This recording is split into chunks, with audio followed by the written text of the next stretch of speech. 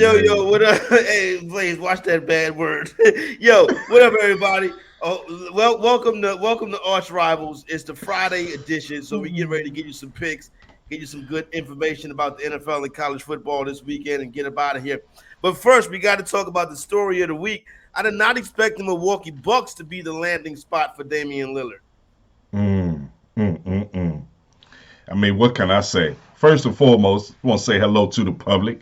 And if you don't mind, just give me about 30 seconds. To be honest, man, I just want to shout out a couple of guys, who actually, reach out to me like, hey, man, you guys doing a good job. So I just, I figured I'd show them some love. Big shout out to my man Rob, my man Corey, man Stanley, a.k.a. Folks, my man Bushrod, my man Chucky. It's a lot of guys, man. They starting to support us, and trust me, man, we really do appreciate that. Because I mean, hey, it's a lot of podcasts out here to choose from. It's a lot of things going on in the world to keep us busy during the day, and you take time out of your day to check us out for 30 minutes and many more, and I appreciate that. But just make sure you share the podcast with others. Thank you, fellas. We appreciate that. Keep on watching. Anyway, No doubt. Well said. Go ahead. Obviously, the trade got a lot of glitz and glamour to it. I'm glamour to it. That's obvious because it's Dame Lillard. I mean, it's been a story the whole summer.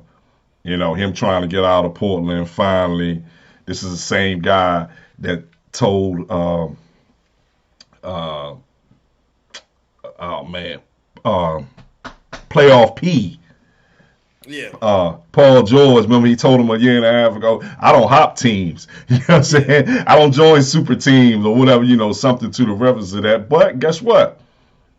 If you want to win, that's the way of the NBA now. You have to join with two other superstars to win a ring. That's just what it is. I'm not a fan of it. I've never been a fan of it. That's not the era I grew up in, but I love the NBA, so I deal with it. You talk about it's not the era you grew up in, but you hopped on when you became a basketball fan, you hopped on the Chicago Bulls, the number one team. So you did a little I hopped on the Bulls. I hopped on the Bulls in 1984 when I was 14. When Mike got drafted. I told you that. Okay. Yeah, I told you the story. Okay, all right. Just let me say it real quick. In the 80s, 84 or 94? 84. Okay, all right. Okay. Listen. In the 80s, all my peers either like Philadelphia 76ers, Boston Celtics, or Los Angeles Lakers. I didn't like any of those teams. I took to Michael Jordan his junior year in college. Okay. When he did the famous dunk. And I was like, wow, man. I'm like, man, I just became enamored with him. Once he got drafted, I followed him all the way through. It's a true story. All my friends will tell you. I wasn't the Boston Laker guy. I wasn't the Dr. J guy. That's not what. So finally, when Mike came to the league, I was like, wow.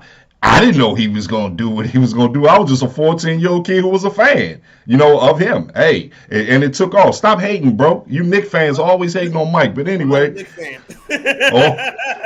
I'm not a Whoa! Whoa! When I met you, you were a Knicks fan. The Knicks was my Eastern Conference team. I cannot be tied in. You think I'm going to root for that trash for 30-something years? That team ain't been relevant since 1999. I had to get away from that, Blaze. But that was your team when I met you. Since you want to go there, that was your team. That's all you talked about. I don't think that's all I talked about was the Knicks. You know what I'm saying? But okay. Well, you definitely didn't talk about Golden State when I met you. You hopped on Golden State once they started. Don't do it. I never heard you talk about Golden State. Listen, man, let me get back to my point because I don't even want to fry you, son. I don't want to fry you, son. I think. What Milwaukee will be missing in Drew Holiday, though, is a two-way player. Great defensive player, true point guard. His three-point shot was starting to come around a little bit last year, but, he can distribute, he can command the offense and so forth. Dame Lillard can command the offense too, but again, as we always say when these super teams join up, we're going to see how the ball gets shared. Is Damian Lillard willing to take a step back? Take a hit on his scoring average, as far as points per game, Is he willing to do that? I think he will. I mean, he's been a one-man machine for what, 9, 10 years in Portland. I think he gets it now. I think he understands, hey, listen, I need to go to Milwaukee. This is a real team. I mean, this team, and you know what? They didn't really have to give up the core pieces of their The team. whole thing about it is they didn't really have to give up much. Listen, point break of the matter is this: the Trailblazers did not want to deal with the Miami Heat. The Trailblazers felt some kind of way about the Miami Heat. They did not want to deal with them, so they really traded him to the Miami Heat's playoff rival the past couple years. The Bucks and the Heat have been in series, so they probably didn't get the best deal. But you know what? The odds shift to the Nuggets are now the favorite to win the Eastern Conference. I mean, not the Nuggets, excuse me. The Bucks are now the favorites to win the Eastern Conference. Sure, absolutely. They're also the favorite to win the NBA championship. Mm. Denver Nuggets with the second shortest odds. Miami is still going to be tough. That Heat coach is the real deal. That Heat team will not beat Milwaukee this year. If Milwaukee's healthy and they play Miami healthy team, Miami can't beat them. Miami can't beat them. Because they have no answer for Dame. We've always said that about Miami, and then they always be in the finals. Not this year, buddy. You've had 2 chances, Jimmy Butler. You've been there twice already. I mean, it is what it is. You've been there twice and you've lost both times. Milwaukee is the team to beat. Let's don't leave out Boston though. I think the Eastern Conference Finals will be the Milwaukee Bucks and the Boston Celtics, and I still think that will be a very, very entertaining good series. I don't think Milwaukee will just run over them. Go ahead. No, you're good. Like I said, man, with them picking up Porzingis now, Blaze, he's no good. Porzingis sucks, bro. Did you see his stats? He was good in Washington because he was a good player on a bad team. You put him on a good team and give him expectations, he's not going to show up. Well, they're not expecting him to go out and put up 22 and 12 every night. That's not what they're I don't believe that's what they're expecting him to do. They just want him to definitely be a key cog, as far as that ball team is concerned. So I still like Boston. Don't count Boston out, man. I'm telling you. Don't. Porzingis, he got ran out of New York. He got ran out of Dallas. He was successful in DC because he was playing with Kyle Kuzma. You know what I'm saying? But that's true. I guarantee you, when they're going to run him out of Boston too. But I think here's the deal: if Nick Nurse can get Joel Embiid in shape and ready to play a full season in playoffs, the 76ers will be in the conference finals this year. Out of here. So sick of talking about them, man. Oh, man, what a facade. Man, please, man. They always start having issues around playoff time. They always got a lot of bullshit going on at the wrong time of the year during the playoffs. Trust me. New head coach. Now you bring Nick Nurse in. Listen, I've been burned by the 76ers plenty of times. Like I said, the 76ers is the NBA's version of the Dallas Cowboys. You know what I'm saying? So it look and feel and sound good until the second round, and then all of a sudden it's like, what's going on here? Speaking of the second round, will the Detroit Lions be in the second round this year? Will the Detroit Lions be playing in the divisional rounds of the NFC playoffs this year? Yeah, the Detroit Lions are the third best team in the NFC. The first is San Francisco, second is Philly, and third is Detroit. It's the third best team in the NFC. Yeah, believe that. Crazy as hell. Believe that. They stepped up in competition when Seattle came into that building last week. Man, they will mollywop y'all, man. Oh, big deal. Everybody, who goes 16-0? Arizona beat you. You're not Stop talking about what somebody did one time.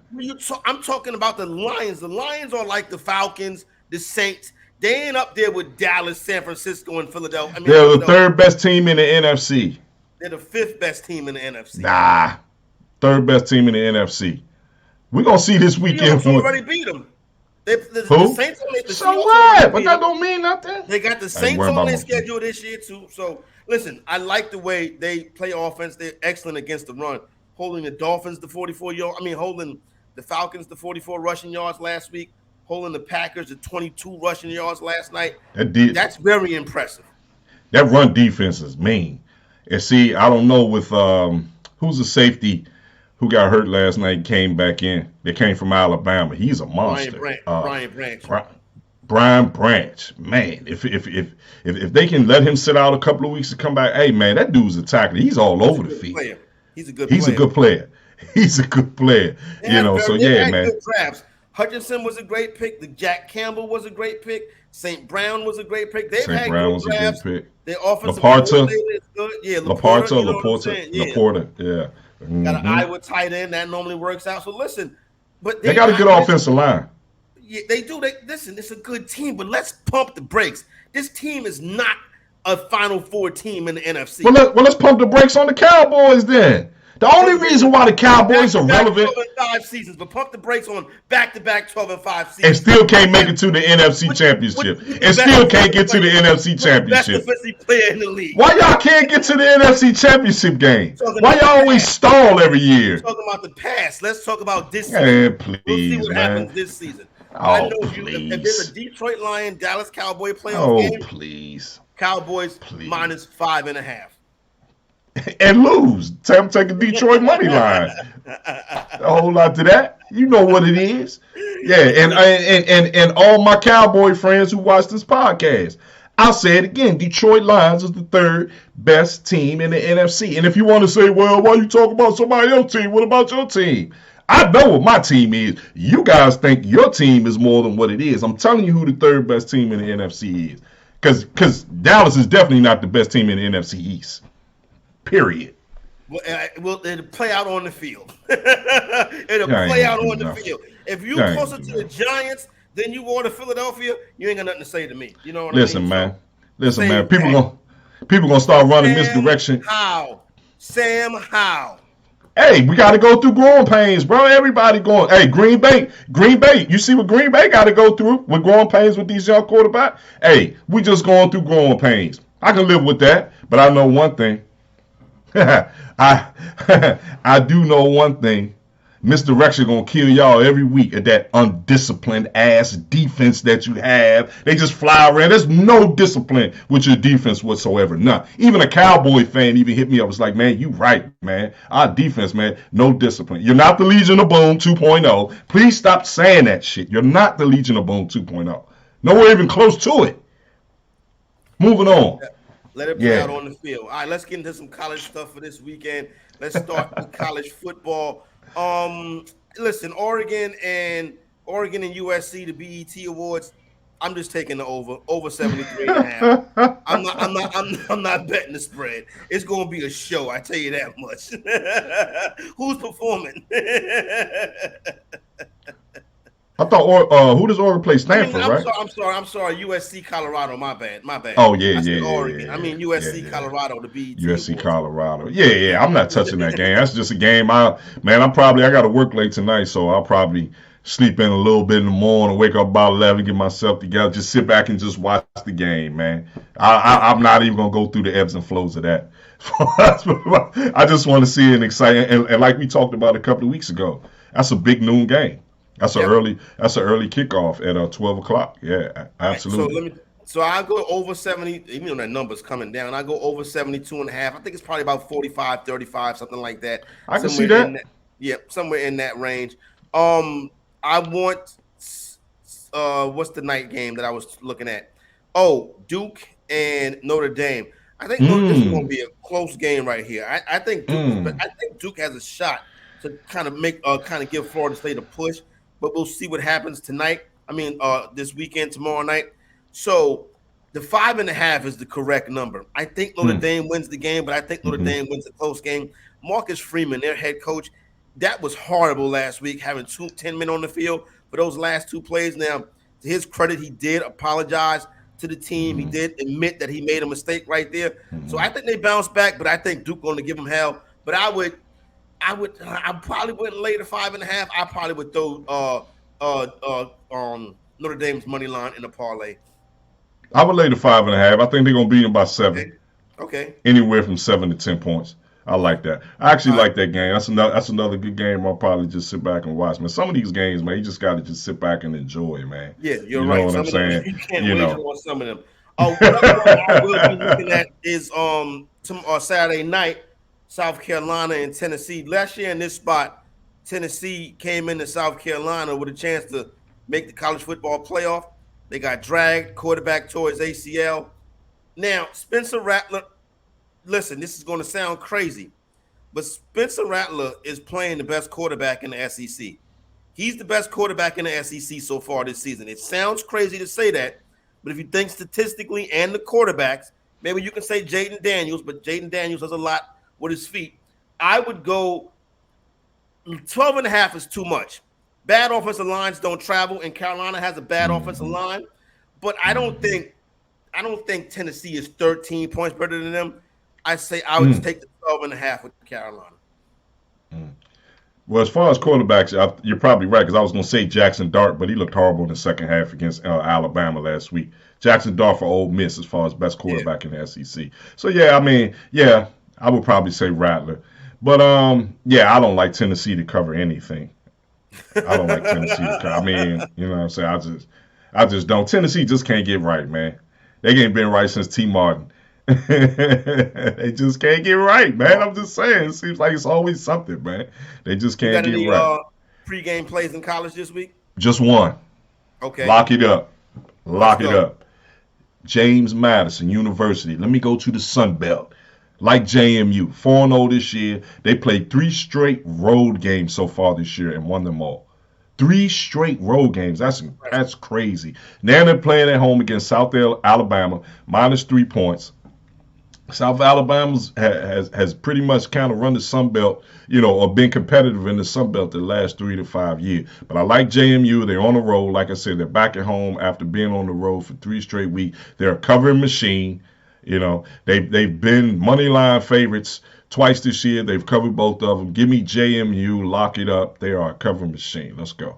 All right, there you go. NFL this week. We got our first London game of the year. So that's Jacksonville and Atlanta. I don't never play the London game. Now, the hardest thing to do in sports betting is to forget what your eyes just saw, and I know that's going to be tough to do. I just talked about bad offensive lines not traveling, but I'll take the 8.5 with the Commanders. Listen, that's going to be a small bet over on the side just because it's a good spot to back them on a bounce back, and they always play the Eagles tough. That's but true, my main play this week, I'm going to go Buffalo Bills. I hate to do this with 3 favorites. Buffalo Bills, so this is going to be a disaster. Buffalo Bills, moneyline parlay with the Bills, the Bengals, and the Pittsburgh Steelers. Who do the Bengals play this week? The Bengals are in Tennessee.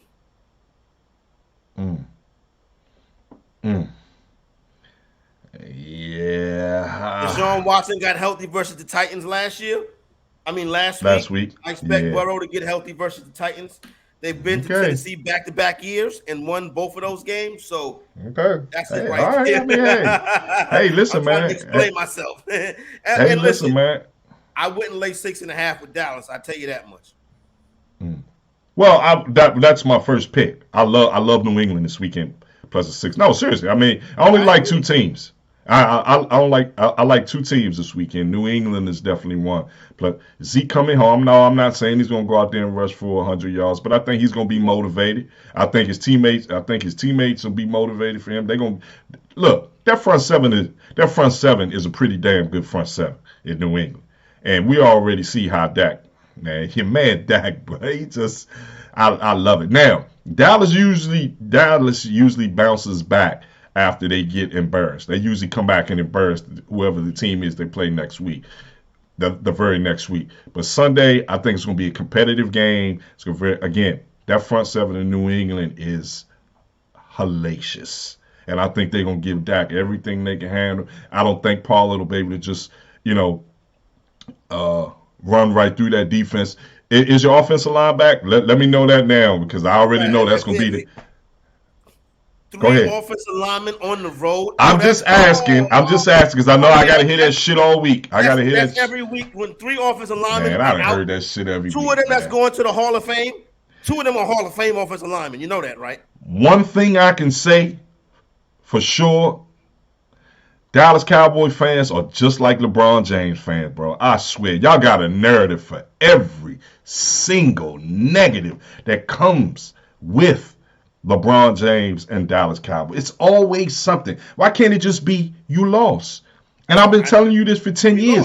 Every team deals with injuries. The Cowboy fans are the only ones that use injuries as an excuse. You're the only fan base that does that shit.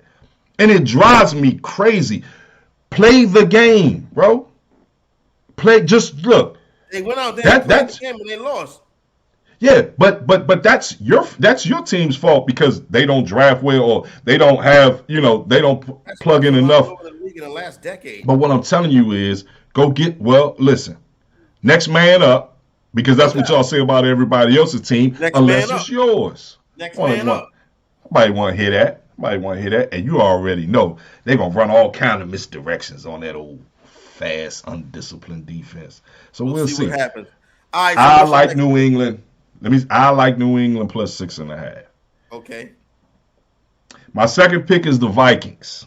I think the Vikings finally get it done on the road this week in Carolina. Carolina got a lot of problems. Is your man back, Bryce Young? Probably not. Or is he still hurt? It's probably be better with Andy Dalton for Carolina. That's true because Minnesota does have a lot of holes in that defense. Their secondary particularly really is not that great, but I don't think Carolina can outscore Minnesota. And that's why I like Minnesota minus the 3.5. I think they finally get on track. I think they're going to figure some things out and they get it done this week. So give me New England plus 6.5, Minnesota minus 3.5 on the road. Lock it up. All right, there you go right there. Those are the locks for the week. Want to thank everybody that's been supporting us. Definitely appreciate your time. Appreciate you checking in on the homies. For my man, Double R Blaze, Corey Parson. We out. Peace.